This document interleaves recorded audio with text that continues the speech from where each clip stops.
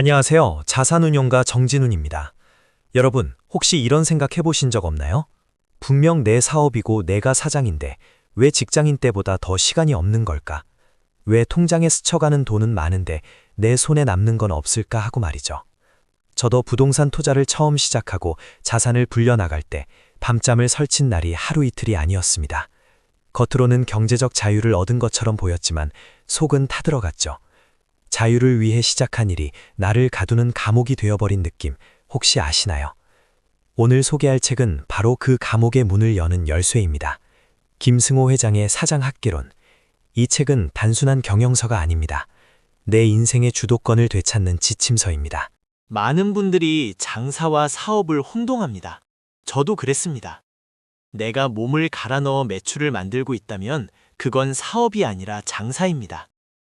김승호 회장님은 명확히 정의합니다. 사장이 없어도 회사가 돌아가면 사업이고 사장이 있어야만 돌아가면 장사다. 이 한 문장이 제 머리를 쳤습니다. 우리는 대부분 슈퍼 직장인이 되어 나 자신을 고용하고 착취하고 있었던 겁니다. 여러분이 지금 자리를 비우면 여러분의 시스템은 멈추나요? 아니면 계속 돌아가나요? 만약 멈춘다면 오늘 영상 끝까지 보셔야 합니다. 우리는 장사꾼에서 기업가로 진화해야 하니까요. 사업을 하다 보면 경쟁자가 신경 쓰이기 마련입니다. 옆 가게가 가격을 내리면 불안하고 새로운 경쟁자가 나타나면 잠이 안 오죠. 그런데 책에서는 아주 충격적인 이야기를 합니다. 경쟁자는 나를 죽일 수 없다. 나를 죽이는 건 오직 나 자신뿐이다. 경쟁자를 신경 쓰느라 내 페이스를 잃고 무리수를 두는 순간 무너지는 겁니다. 저도 투자 시장에서 남들이 얼마 벌었다더라 하는 소문에 휩쓸려 원칙을 깼다가 큰 손실을 본 적이 있습니다. 그때 깨달았죠. 진정한 경쟁력은 남을 이기는 게 아니라 어제보다 더 나은 내가 되는 것, 내 시스템을 더 견고하게 만드는 것에 있다는 것을요. 김승호 회장님은 사장의 태도가 회사의 운명을 결정한다고 말합니다. 직원은 사장의 뒷모습을 보고 배운다고 하죠. 약속 시간을 지키는 것, 인사를 먼저 건네는 것, 바른 자세로 앉는 것, 이런 사소한 태도들이 모여 사장의 권위를 만듭니다. 저는 결혼 5년 차에 아이가 생기면서 이 말이 더 와닿았습니다. 아이가 부모를 닮듯 회사도 내 자산도 주인의 태도를 닮아가더라고요. 내가 게으르면 내 돈도 게을러지고 내가 단정하면 내 돈도 질서 있게 모입니다.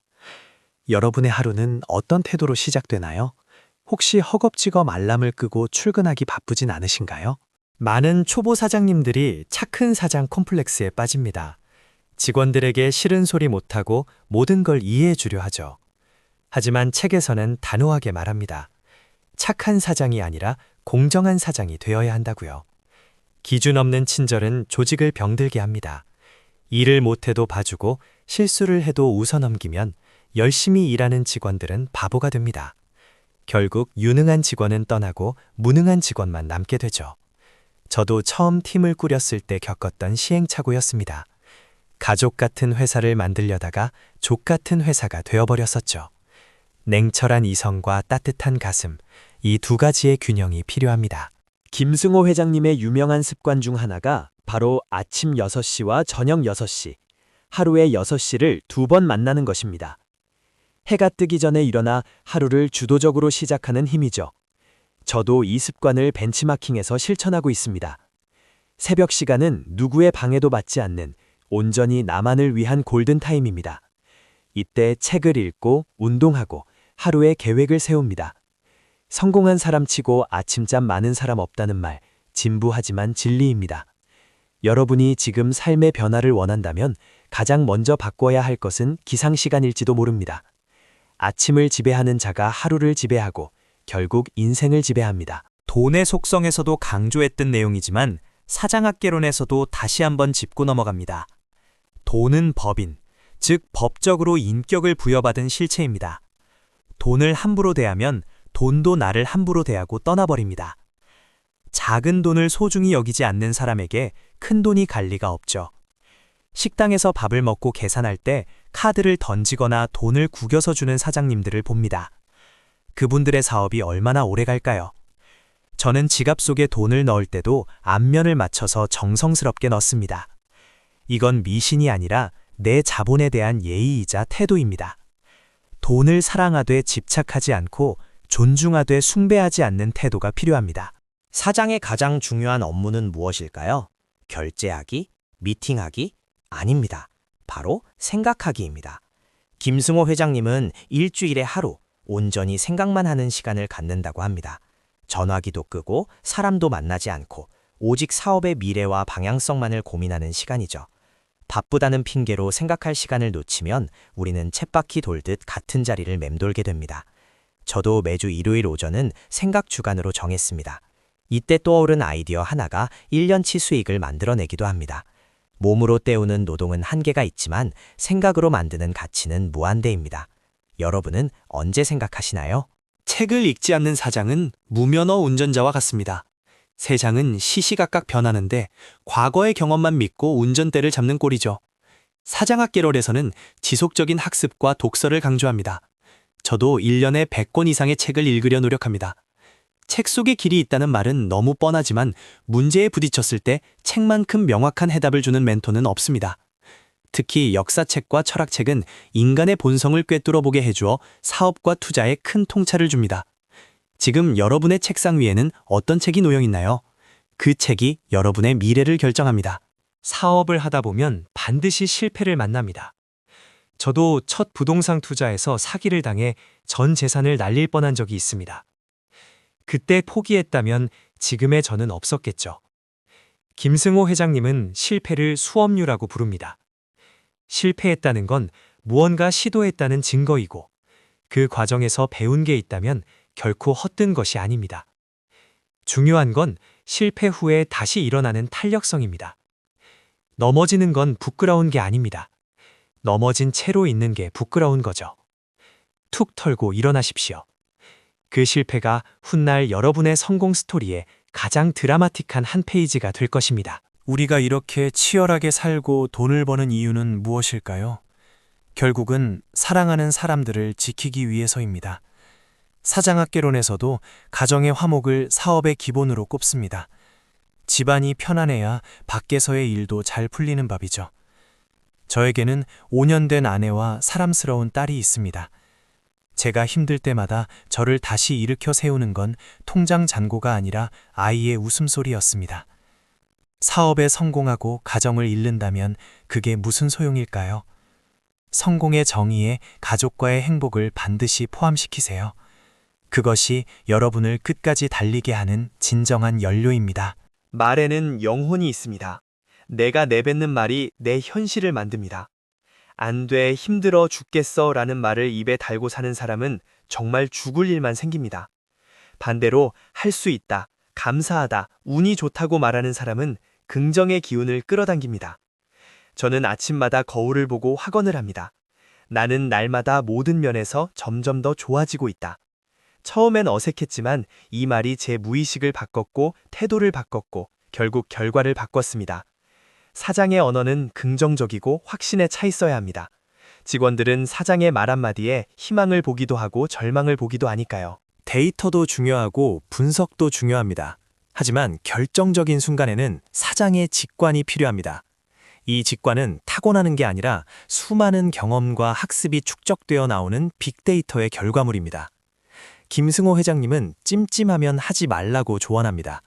논리적으로는 완벽해 보여도 왠지 모르게 꺼림칙한 계약은 결국 문제가 생기더라는 거죠.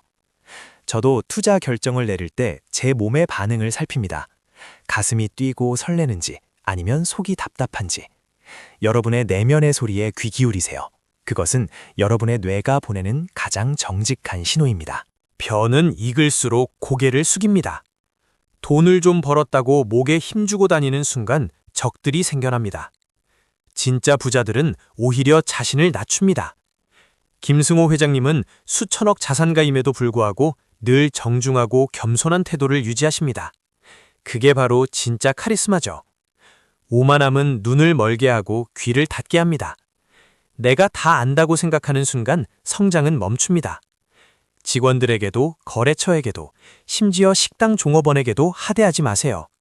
여러분의 품격은 약자를 대하는 태도에서 드러납니다. 겸손은 사람을 얻는 최고의 전략입니다.